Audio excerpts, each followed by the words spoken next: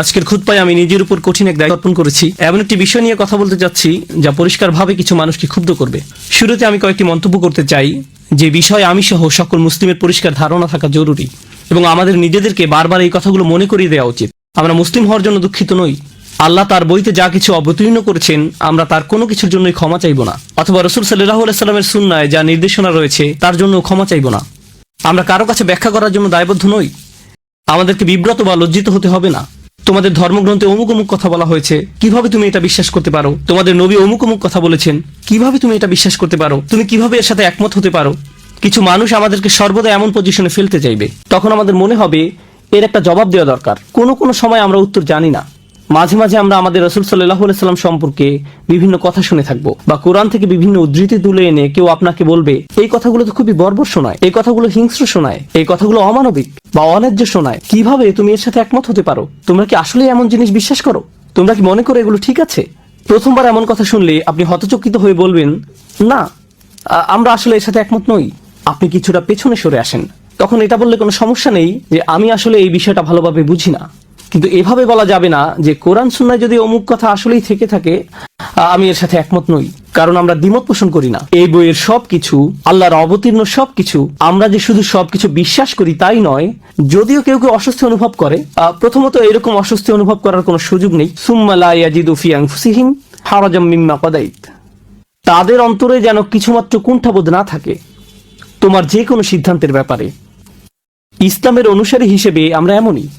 এটাই আমাদেরকে মুসলিম বানায়। আমাদের যে শুধু অস্বস্তি থাকে না তাই নয়, বরং আমরা আল্লাহর নিকট আনন্দিত। তিনি যত কিছু অবতীর্ণ করেছেন তার সবকিছুর জন্য। এই বই আমাদের জন্য অস্বস্তির কারণ নয়, এই বই আমাদের জন্য আনন্দের উৎস। ফাবিযালিকা ফালিয়াফরাহু হুয়া খায়রুম মিম্মা ইয়াজমাউন, কোরআনের জন্য তার আনন্দিত হোক। কোরআনের প্রতিটি আয়াত এটা আমার ঈমানের অংশ, আপনার ঈমানের অংশ। কোরআনের প্রতিটি আয়াতের জন্য আমরা দারুণভাবে প্রফুল্ল হওয়া উচিত, যার পরাণে আনন্দিত। এই বইয়ে বিশ্বাস স্থাপন করার কারণে আমি গর্বিত। এর প্রতিটি আয়াতের উপর আমার আত্মবিশ্বাস রয়েছে। এটা একটা সমস্যা যখন আমি আর আপনি চিন্তা করতে শুরু করি আল্লাহ কোরআনে কিছু কথা বলেছেন, জানি আমাদের সতর্ক থাকা উচিত। আমি কিভাবে এটা অন্যদের কাছে ব্যাখ্যা করব? ভাই, কোনো অমুসলিম যদি প্রশ্ন করে আমি সমস্যায় পড়ে যাব। আমরা গর্তে লুকিয়ে যাই। বিষয়টা আমার আপনার জন্য খুবই লজ্জার যে আমরা জানি না আল্লাহর বইতে কি বলা আছে। আর যখন আমরা জানি না আল্লাহর বইতে কি বলা আছে তখন আমরা তার ব্যাখ্যা করার চেষ্টা করি না। সর্বপ্রথম এই বিষয়টি আমি আপনাদের দৃষ্টিগোচর করতে চেয়েছিলাম আজকের আলোচ্য বিষয় ঝাঁপিয়ে পড়ার পূর্বে।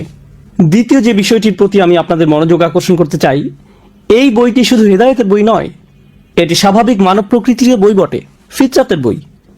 আল্লাহ এই বইটি মানব জাতির উপকারার্থে নাজিল করেছেন, মূলত এমনকি জিনেরাও এই কিতাব থেকে উপকৃত হতে পারে। আর তিনি যেহেতু এই বই অবতীর্ণ করেছেন, তিনি একেবারে ভালো করেই জানেন কার কাছে এই বই পাঠানো হচ্ছে, যাদেরকে তিনি নিজেই সৃষ্টি করেছেন। আলা ইয়ালামু মান খালাক, যিনি সৃষ্টি করেছেন তিনি কি জানেন না? আল্লাহ আমাকে আপনাকে কোনো নির্দেশনা দিবেন না আমরা আসলে কে তা জানার পূর্বে। আর আমরা নিজেদের সম্পর্কে যতটুকু জানি তিনি তার চেয়েও বেশি জানেন। জানেন, কেউ কোনো উপদেশ দিলে আপনি হয়তো বলে ওঠেন উনি যদি আমার অবস্থা ভালোভাবে জানতেন তাহলে হয়তো ভিন্ন রকম উপদেশ দিতেন। কখনো কখনো আপনার খুব ব্যস্ত সময় আপনার বস হয়তো কিছু করতে বলে, তখন মনে মনে ভাবেন এই মুহূর্তে আমার হাতে অন্য অনেক কাজ আছে, উনি সেগুলো সম্পর্কে জানেন না। যদি উনি আমার অবস্থা পুরোপুরি জেনে ইনস্ট্রাকশন দিতেন তাহলে হয়তো তার ইচ্ছের পরিবর্তন ঘটতো, তার সাথে আমার আপোষ করার একটা সুযোগ তৈরি হতো। কেউ জানে না আপনি কিসের মধ্য দিয়ে যাচ্ছেন, জীবন কিভাবে কাটছে, পরিস্থিতি কেমন যাচ্ছে, কেমন সামর্থ্য আছে আপনার। আল্লাহর চেয়ে ভালো কেউ জানে না। আর সে আল্লাহ আপনাকে আমাকে কোরআনের এই নির্দেশনাগুলো দান করছেন। সুতরাং তিনি যথাযথভাবেই জানেন তিনি কার সাথে কথা বলছেন এবং কি বলতে হবে। এই নির্দেশনাগুলো সমগ্র মানব জাতির জন্য যথাযথ এবং নিখুঁত। এটা আমার বিশ্বাসের অংশ। আমার এভাবে চিন্তা করা যে আল্লাহ এমন কিছু বলবেন যাতে আমার নিজের কোনো উপকার নেই, এমন চিন্তা আমার বিশ্বাসের বিপরীত। আল্লাহ কখনোই আমাকে আপনাকে কিছু করতে বলবেন না যদি না তাতে আমাদের জন্য উপকার থাকে। এই বইটি আমাদের জন্য আল্লাহর এক বিশাল অনুগ্রহ, আল্লাহর নিকট থেকে আমাদের জন্য রহমা। এজন্যই তিনি বলছেন আর রহমান ও আল্লামাল কুরআন, আল্লাহর সকল নামের মধ্যে এই নামটি কোরআন শেখানোর সাথে যুক্ত করা হয়েছে। তিনি বলতে পারতেন আল আজিজ আল্লামাল কুরআন, কর্তৃত্বশালী কোরআন শিখিয়েছেন, যেন আমরা কোরআনকে নিজেদের উপর কর্তৃত্বশালী একটি বই হিসেবে গ্রহণ করি। কিন্তু না, তিনি এমন একজন শিক্ষক হিসেবে নিজের পরিচয় দিয়েছেন যিনি হলেন আর রহমান, অতিশয় বিস্ময়কর ভাবে দয়ালু, স্নেহপরায়ণ, কল্যাণকামী। তিনি কোরআন শিক্ষা দিয়েছেন। অতএব তিনি যখন শিখাচ্ছেন শেখাচ্ছেন ভালোবাসা থেকে, কল্যাণকামিতা থেকে এবং দয়া থেকে। তাই বাহ্যিক দৃষ্টিকোণ থেকে কোনো বিধানকে বেশ কঠোর মনে হলেও বস্তুত এটাও আমাদের জন্য একটা রহমা। এই ব্যাপারগুলো মনের মাঝে গেঁথে নেওয়ার পর আজকে আপনাদের সাথে আমি যা শেয়ার করতে চাই তা হলো আহকাম তথা আল্লাহর বিধানগুলো, আল্লাহর শাসন পদ্ধতিগুলো, আল্লাহর আদেশ নিষেধগুলো। যখন আমরা এগুলো সম্পর্কে ভালোভাবে না জানি তখন এগুলোকে কঠোর মনে হতে পারে। যখন এই বিধিবিধানগুলো ভালোভাবে জানবেন আর এই নিয়ে তো শেখার চেষ্টা করবেন না যে আপনি এগুলো আরেকজনকে ভালোভাবে বোঝাতে চান, আপনি এগুলো শিখবেন নিজের জন্য, ওইটা ভুল নিয়ত কোনো কিছু শেখার জন্য। তা এই জন্য নয় যে আপনার অমুসলিম কলিগকে ব্যাপারটা ভালো করে বোঝাতে পারেন। প্রথমত তাদের নিকট আমাদের ধর্মের সবকিছুর যৌক্তিক ব্যাখ্যা দাঁড় করাতে আমরা বাধ্য নই। আমরা ব্যাপারগুলো নিজেরা নিজেদের জন্য ভালোভাবে বুঝতে চাই, কারণ আল্লাহর কিতাবকে আরো ভালোভাবে বুঝতে আমি নিজেই নিজের কাছে বাধ্য। যখন এই কাজটি আগে সম্পন্ন করব তখন স্বাভাবিকভাবেই আমাদের অন্তরে এমন একটা বাসনা তৈরি হবে যে আমরা এর কল্যাণ অন্যদের সাথে শেয়ার করতে চাইব। যদি শুধু এই একটি কারণে ইসলাম শিখতে চান, মানুষের কাছে প্রচার প্রসার, এতে সমস্যা আছে। এটা ইসলাম শেখার কারণ হতে পারে না, যেন অমুসলিম বন্ধুদের কাছে আপনার লজ্জায় পড়তে না হয়, এটা কারণ হতে পারে না। এখন আলোচ্য বিষয় আবার ফিরে আসছি।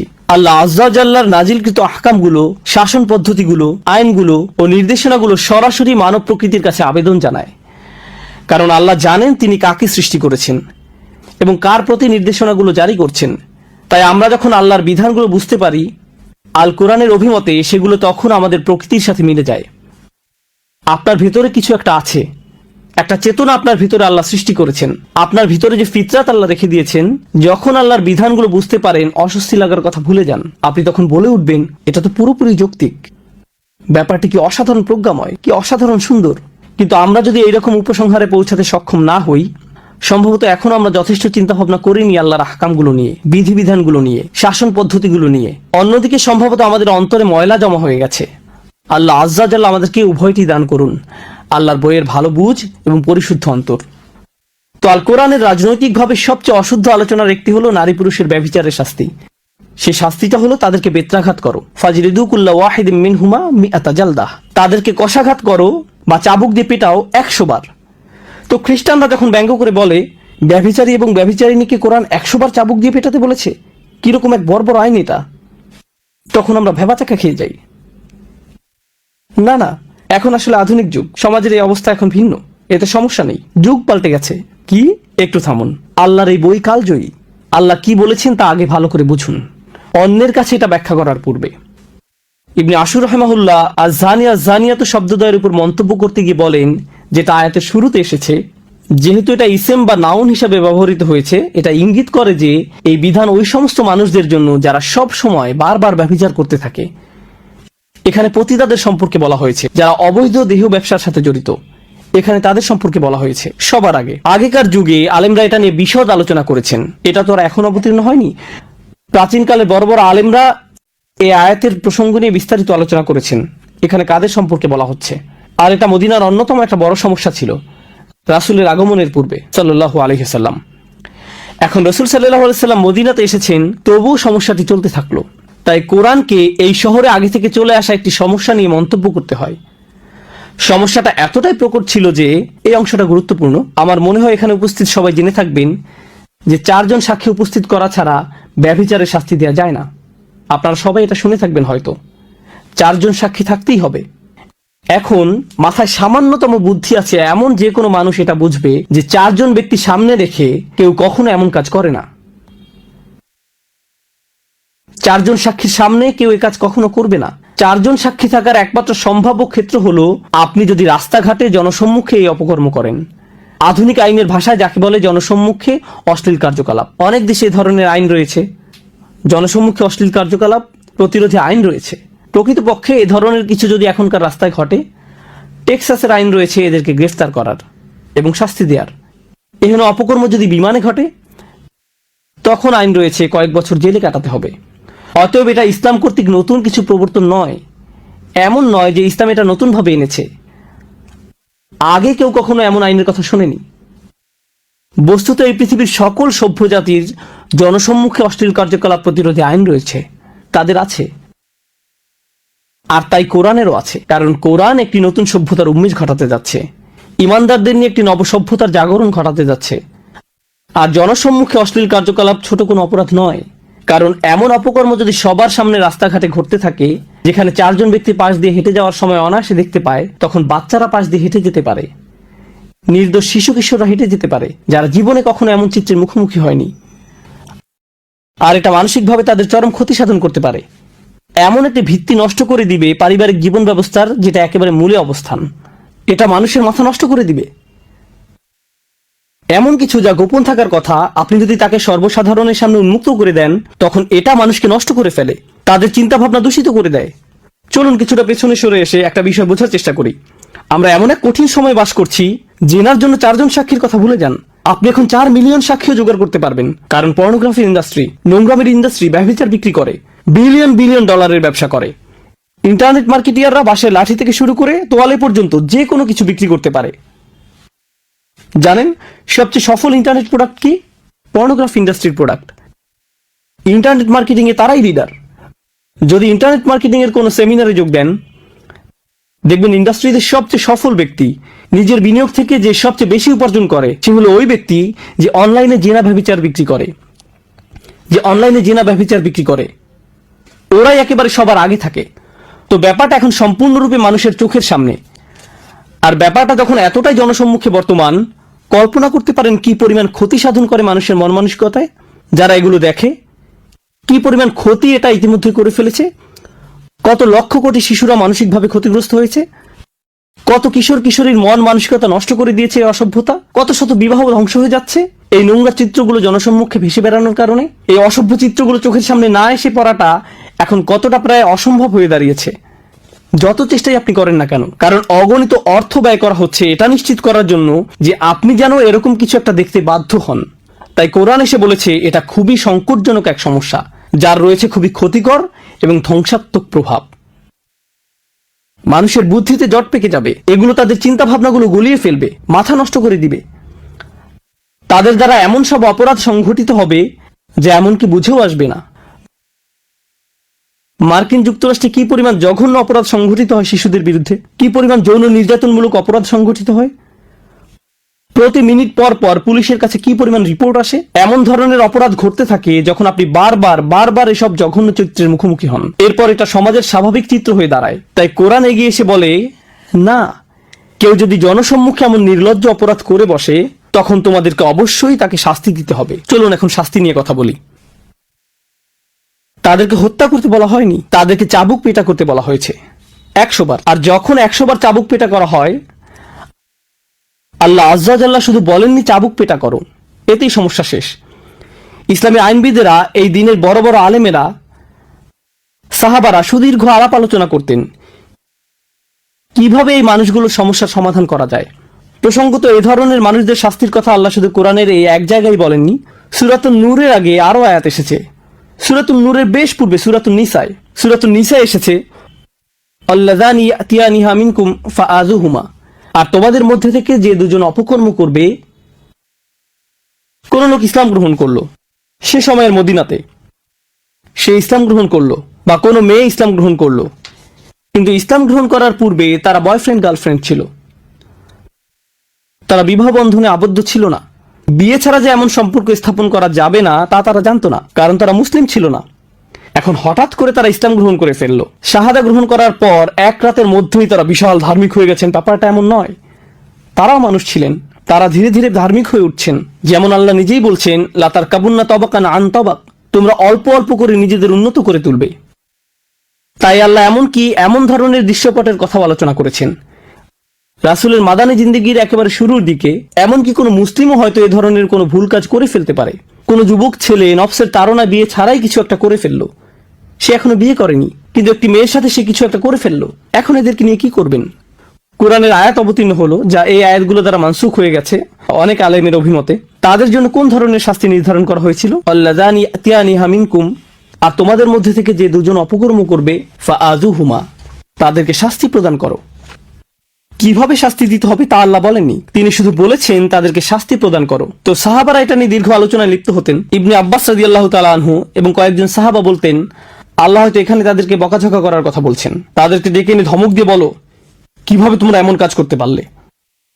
অন্য কেউ বলতেন, আমাদের উচিত একটি লাঠি দিয়ে তাদের পায়ের নিম্নাংশে পেটানো 10 বারের মতো।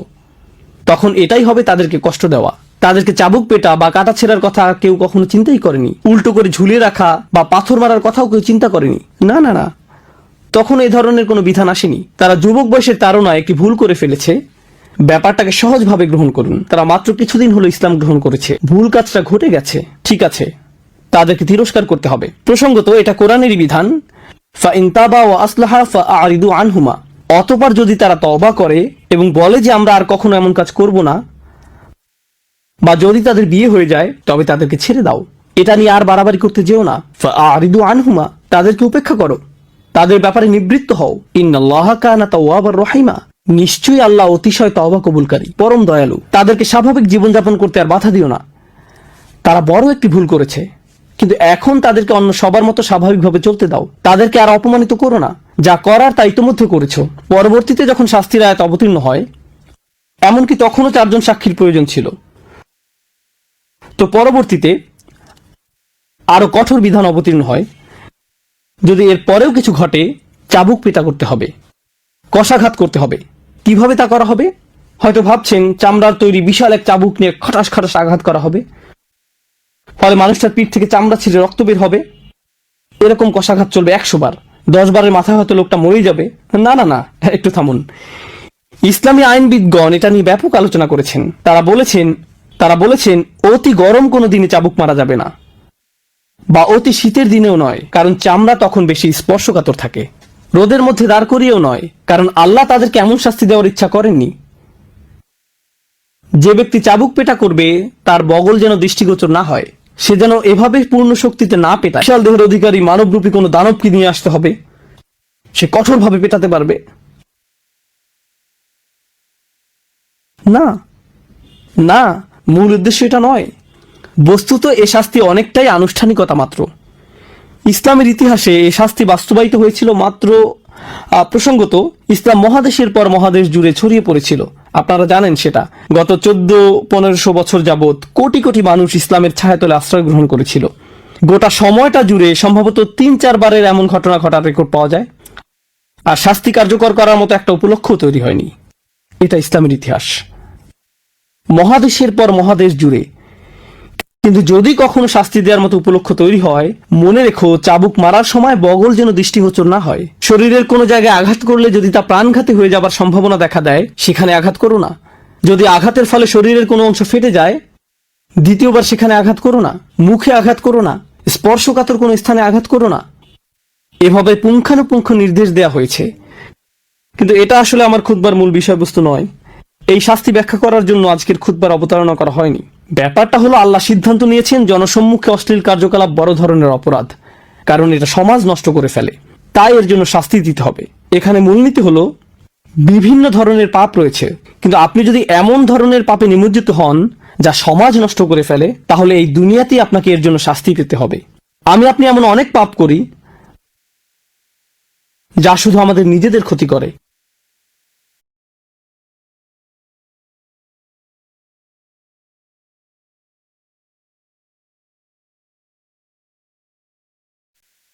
এতে শুধু আমরা ব্যক্তিগতভাবে ক্ষতিগ্রস্ত হই, আর এর জন্য কিয়ামতের দিন আমাদেরকে আল্লাহর নিকট জবাব দিতে হবে। আমাদের সেজন্য এই পৃথিবীতে শাস্তি দেওয়া হয় না। শরীয়ত আপনার জন্য কোনো শাস্তি নির্ধারণ করে না এই দুনিয়াতে, কারণ ক্ষতিটা শুধু আপনার নিজের বা পরিবারের মধ্যে সীমাবদ্ধ এমন কিছু। কিন্তু আপনি যখন এমন কোনো অপরাধ করেন যা অন্যদের যন্ত্রণা দেয়, অন্যদের ক্ষতি করে, সমাজ নষ্ট করে ফেলে, তখন ইসলামে এর জন্য সামাজিক শাস্তির বিধান রয়েছে। আপনার সব কাজের জন্য আল্লাহ আপনাকে শাস্তি দিতে আগ্রহী নন। আমাদের ধর্ম এমন নয়। আপনি অন্য কিছুর সাথে তালগোল পাকিয়ে ফেলছেন। এখন যদি এই ব্যাপারটা ভালোভাবে বুঝতে সক্ষম হন, তাহলে আমার আজকের খুতবার একেবারে মূল বিষয়বস্তুটা শুনুন। যে বিষয়টা আমি বোঝাতে চাই, কতবার চাবুক পেটা করতে হবে? 100 বার। এরপর আল্লাহ আরেকটি অপরাধের কথা উল্লেখ করেন, যা প্রায় জিনার মতোই জঘন্য, প্রায় জিনার মতোই খারাপ, কারণ সে অপরাধের জন্য 80 বার চাবুক পেটা খেতে হবে। 80 বার। ব্যবহারিক দৃষ্টিকোণ থেকে বলতে গেলে, কাউকে যদি 100 বার কষাঘাত করা হয় এবং অন্য একজনকে 80 বার, এর মাঝে আসলে তেমন কোনো পার্থক্য নেই। উভয় ক্ষেত্রেই ব্যাপারটা অপমানজনক, উভয় ক্ষেত্রেই বিব্রতকর। প্রসঙ্গত আমি পূর্বের আয়াতের শেষাংশে উল্লেখ করিনি, যখন চাবুক পেটা করা হচ্ছে আল্লাহ বলেন ওয়ালিয়াশহাদ আযাবাহুমা তাইফাতুম মিনাল মুমিনিন, সবার আগে ওয়ালা তাখুযুকুম বিহিমা রাফাতুম ফি দীনিল্লাহ, আল্লাহর আইন কার্যকর করার ব্যাপারে তাদের প্রতি দয়া মায়া তোমাদেরকে যেন প্রভাবিত না করে। অন্য কথায়, এমনকি যে ব্যক্তি শাস্তি কার্যকর করে তারও খারাপ লাগে এবং বলে আমি এটা করতে চাই না। আর আল্লাহ বলছেন আমি জানি তুমি এটা করতে চাও না, কিন্তু তবু তোমাকে এটা করতে হবে। আল্লাহ তাকে কঠোর হতে বলছেন না, আল্লাহ তাকে বলছেন আমি স্বীকার করে নিচ্ছি তোমার পাপী মুসলিম ভাইয়ের জন্য তোমার দরদ রয়েছে। আমরা এই আয়াত থেকে শিখছি এমনকি যে মানুষেরা এমন জঘন্য কাজ করে জনসম্মুখে, এমনকি সেসব মুসলিম ভাই বোনদের জন্যও আমাদের মনে বেশি ভালোবাসা এবং রহমা রয়েছে যে আমরা এমনকি তাদেরকে শাস্তিও দিতে পারি না, তাদের প্রতি রহমা এবং রফা অনুভব করা ছাড়া। কিছু মানুষ মনে করে আমি যেহেতু শরিয়া প্রতিষ্ঠা করতে যাচ্ছি, চাবুক পেটা করার জন্য আমার আর তর্স হইছে না, যাকে মারবো তাকে মারার মতো মারবো, এর মানেই হলো ইকামতুল হুদুদ। কোন কোরআন অধ্যয়ন করছো তুমি?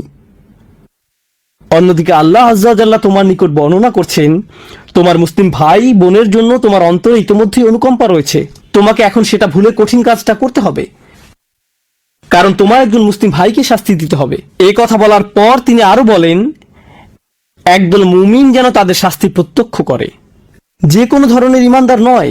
আর রাসিখুনা ফিল ইলমি ওয়াল ঈমান, নিজেদের বিশ্বাসে যারা অত্যন্ত মজবুত। তিনি এভাবে বলেননি আল্লাযীনা আমানু, তিনি বলেছেন মুমিনিন। সুতরাং পরিপক্ক ইমানদারদের একটি দল যেন তাদের শাস্তি প্রত্যক্ষ করে। তাহলে পরিপক্ক ইমানদারেরা তথা ইবাদতকারীরা, আধ্যাত্মিক দিক থেকে পূর্ণতা প্রাপ্তরা, বয়স্ক মানুষেরা, প্রজ্ঞাবান মানুষেরা এই শাস্তি প্রত্যক্ষ করছে। কেন কেন তাদেরকে দেখতে হবে? এটা দেখার জন্য তো যুবক ছেলে মেয়েদের নিয়ে আসা উচিত।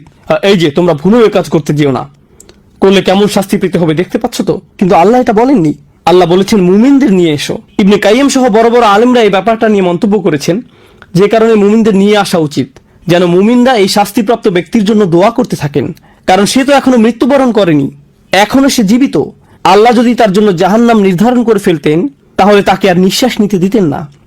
যতক্ষণ পর্যন্ত তার নিঃশ্বাস চালু আছে তার জন্য তওবার দরজা খোলা আছে।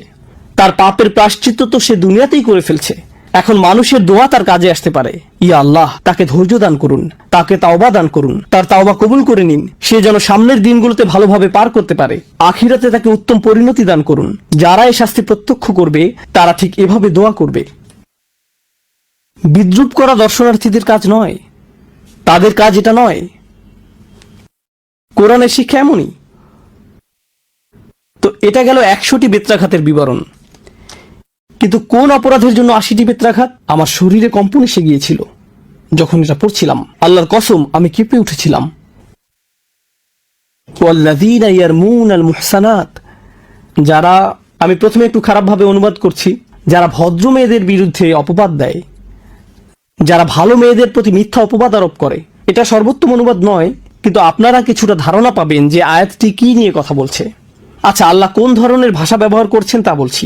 আল্লাহ বলেছেন যারা কিছু নিক্ষেপ করে, ইয়ারমুনা, যারা কিছু নিক্ষেপ করে এমন নারীদের বিরুদ্ধে যারা পরিবারের নিরাপত্তা বেষ্টনীতে রক্ষিত।